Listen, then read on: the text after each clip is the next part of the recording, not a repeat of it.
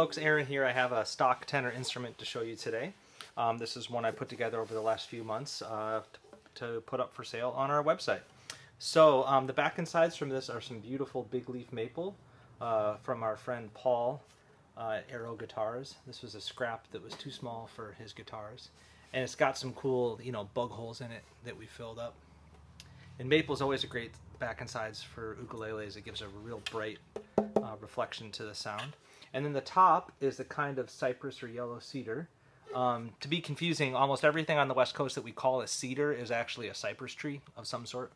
And this, when the Sawyer originally milled it, they thought it was Porterford cedar, but I actually believe it to be Leland cypress, which is a hybrid species of two different kinds of cypress. So anyway, it gives it just a good, bright, strong, clear sound. It's got cool, colorful streaks in it, and I really like this wood.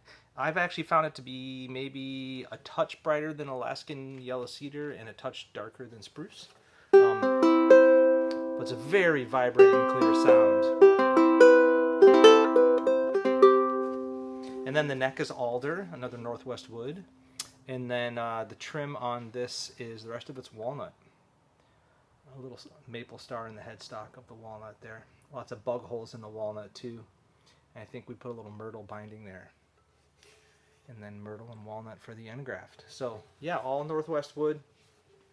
I'm really happy with it. A real bright, clear sound.